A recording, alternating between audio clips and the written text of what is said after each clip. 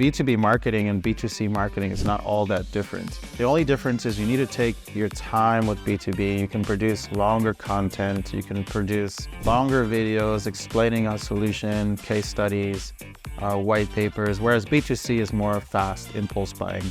How do you keep your marketing strategies up to date? You have to look at some of the biggest companies in the world. Microsoft is currently the most valuable company in the world. If you're interested in marketing for tech companies, this one is for you. Today, Michael Wall will be joining us to share some insights, and he is a founder of a marketing agency specifically for tech industries. So, the first question is, how do you explain very complicated tech keywords to other people who don't specifically learn tech? Yeah, this is the endless challenge with tech products, tech companies, especially in the case of B2B tech marketing. We work with a lot of B2B solutions, for example, cloud solutions, security solutions. And so our job is to simplify some complex tech concepts for regular people to understand. Generally, our clients, decision makers, the purchasing people, they're not technical people, but they still need to understand these solutions. And so generally, it goes back to this, it's starting to sound like a cliche at this point, but it goes back to storytelling. So how could you position a B2B tech solution as a story, and there is a main character, and the main character has a struggle, and the guy or the woman has to hire the guide. Generally, we position our customers, our clients, as the guide in the story arc. So once the main character meets the guide, solves a problem, and then there's a new reality, a new world, the promised land, which is a result of the main character, the end user, using our client's solution.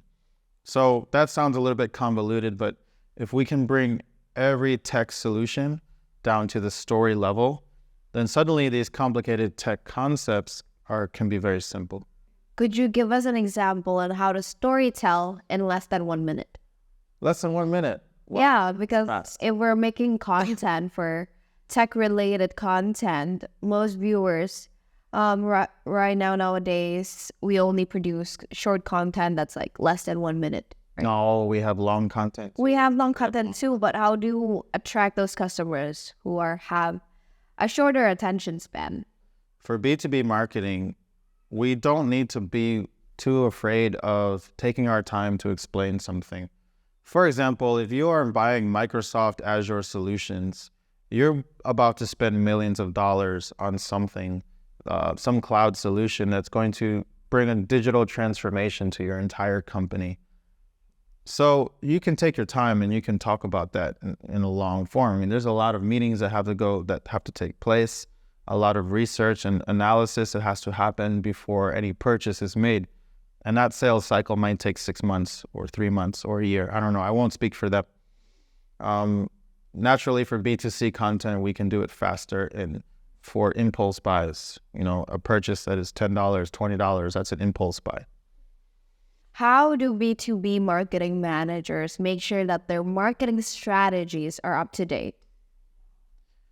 A lot of B2B marketing managers, I think they're trying to look for a very specific B2B strategy. But in my experience, the B2B marketing and B2C marketing is not all that different. The only difference is you need to take your time with B2B. You can produce longer content. You can produce longer videos explaining a solution, case studies, white papers, whereas B2C is more fast impulse buying. How do you keep your marketing strategies up to date? You have to just keep reading. You have to just keep talking to smart people. You have to look at some of the biggest companies in the world for B2B marketing. What are they doing? You can just follow their marketing funnel. Microsoft is currently the most valuable company in the world. And that is, I think, based on B2B solutions, especially AI solutions for companies. So what does their marketing funnel look like? How do they talk to their customers? What does their landing page look like? I would say go there and steal from them. Maybe don't steal, borrow from them. Add your own twist. Obviously, their solution is not going to be the same as yours, but you can always learn from the best, learn from the greatest. Okay. Can you share us a time when testing different marketing approaches that eventually it will lead to better results?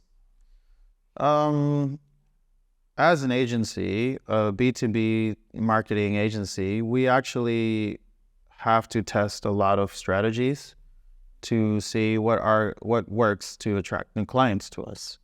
One of the best things that we've ever done is produce this kind of video podcast content. And this has led to pretty good results. We're basically getting around 3 leads a week, posting 1 to 2 videos a week on LinkedIn.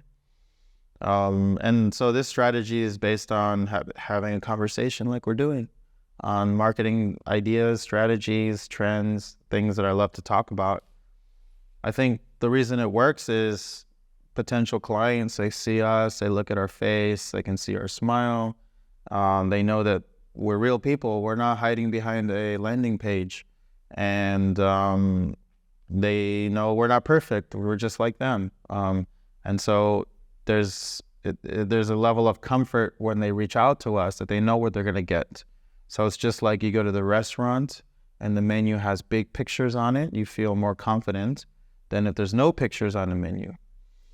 So right now, what we've been testing is this short content and longer content. And I also encourage our clients to do the same for their customers.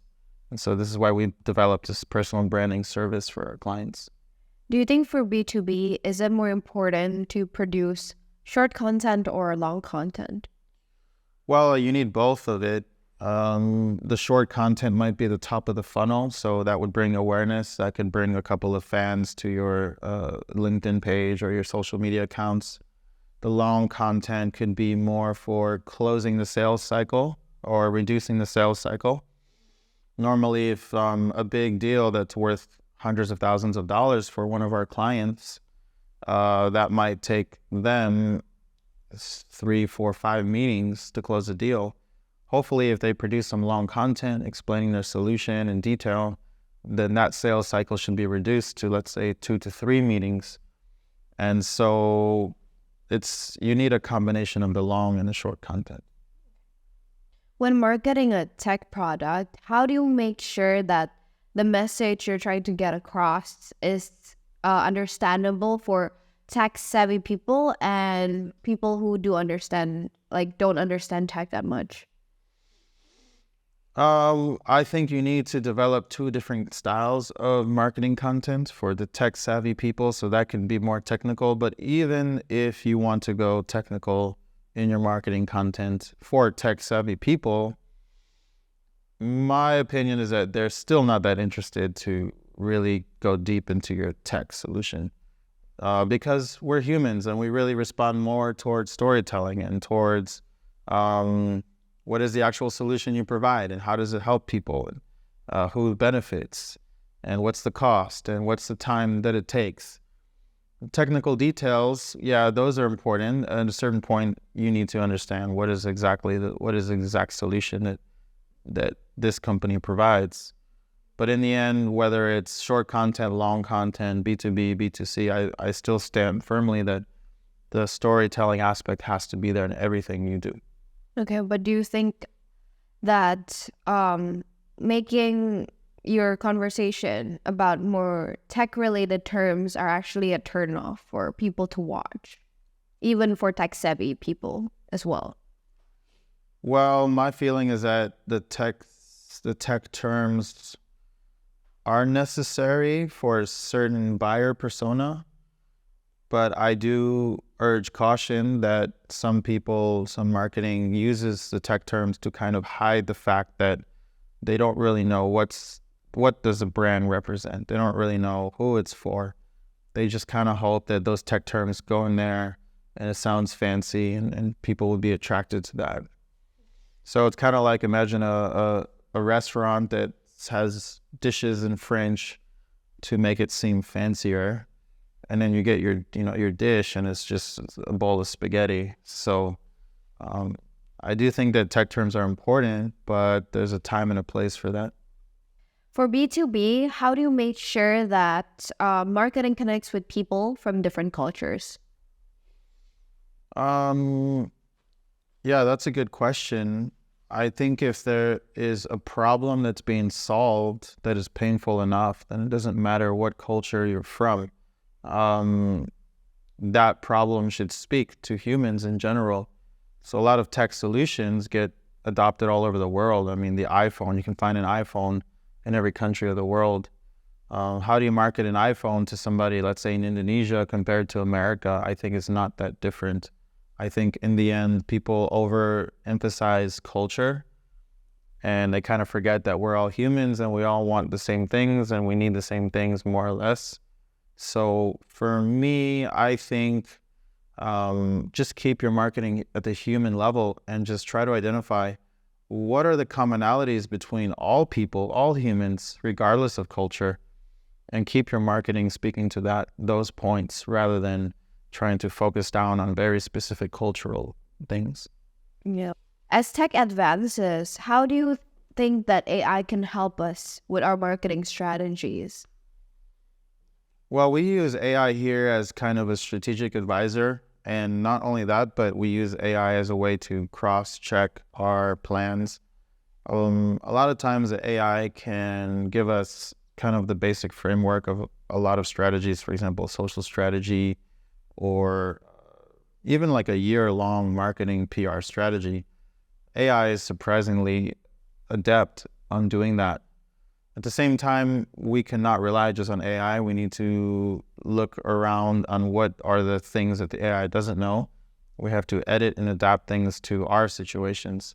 So I think everybody should be using AI to cross-check strategies.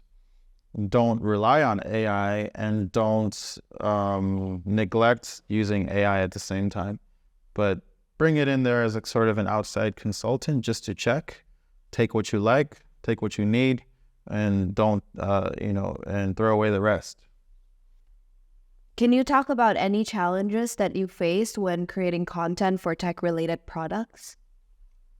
Well, there's a multitude of challenges. Everything is Just one in particular and how you faced that challenge.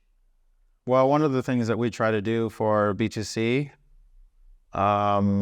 we create a lot of short content for our PC clients, is trying to bring the humor into the marketing, for example, into the TikTok, into the Reels. How do we add humor? That's a challenge because to be funny is always a difficult thing. But I think over a period of time, we've figured out the kind of humor that people love to see on social channels. And we also try to throw in some surprises, some creativity in there. We don't want to copy people, but basically we want our content to be relatable and funny and entertaining and finally educational all at the same time. So there's obviously a big challenge when you're trying to hit all of those boxes, but that's part of the fun. But in one channel, do you think it's strategic to keep changing your humor? Like, for example, one is humor and then one is educational. Don't you think that you should just stick to one approach? I think if you can educate and entertain at the same time, then that's the sweet spot because you're tricking people into getting their education. They think that they're getting entertained, but they're also learning at the same time. Just like in school, whenever you had a funny teacher, you'd love to go to his class and you'd pay attention more. So we always try to hit the entertainment and educational content at the same time. Other than putting humor as a way to interest people to watch your content, what other approaches do you think is good to attract people? Well, then if there's no humor, then you can go all in on education and just help people. There's Google, there's books. There are already a lot of resources for people to learn. So our goal with educational, especially video content, is to condense all that information from different places and condense it into one short video. So basically saving people's time. And so the strategy there is to educate, but in a quick and easy way. Make education as painless as possible. How do you make sure that people notice our tech marketing among all of the other competitors? Generally, when we produce our B2B video content, we focus on a certain specific style and a very unique solution that the client offers. And so normally we work with companies that are long established and they have their own style. So we try to keep the video content on brand. On brand is very important, so it has to be an extension of the brand. It can't veer off too much from the original brand vibe. At the same time, a lot of companies are looking to revamp their brand and update. And so I think it's a matter of balancing what is on brand and what is something new, fresh, interesting that they could show in video content or marketing content. When things go wrong in social media, like when you post a video and it got a lot of hate, how could you possibly turn things around without actually putting down the content? Yeah, if your social media joke goes wrong, then it's up to companies to then respond to that. Normally, they have to do that very quickly. They shouldn't wait. They might have to apologize for being offensive. They might have to come out with another story, another post to address it. But it's better not to just let it stay there. Companies need to do something about it. Can you share a time when you targeted a specific consumer group for maybe, let's say, ages 20 to 30, and it worked really well? Some of our PC clients, they're in the age 20 to 30 range, and they're PC gamers. So the things they care about is a lot of it's kind of science fiction vibe, colors, sounds. We want to create a world for them, an escape, almost like bring them into the Star Wars movie or something. And so our content, we use lights and cool sets, and we make it dark, and we add glowing things. And so that tends to work well for the PC companies in 20 to 30. Okay. How do you talk about product features without making it too complicated for the viewers to watch? Well, generally, we don't want to go too much into product features, and we're trying to move away from that kind of video style and more towards showing the entire lifestyle that you could achieve through a product, because these days people are tired of product features. Life is pretty good right now. Whatever you want to do, you can do. You can call with a watch. You can get Wi-Fi in an airplane. Product features, I think, are not what make people buy something. I think what inspires people to spend money is this idea that they can be part of a tribe or part of this other aspirational group of people once they buy something. And this is something that the luxury industry understands. Because if you buy a $4,000 Louis Vuitton bag, no one's talking about the features, right? No one's asking how many zippers does it have. At least I don't think so. It's just they have built this aspirational brand over many years. What I'm really hoping to see is more tech brands going in that direction, because right now a certain level of technology innovation has been reached, and every company can then access that. So at the end of the day, it's not about really your features, but it's about what does your brand represent.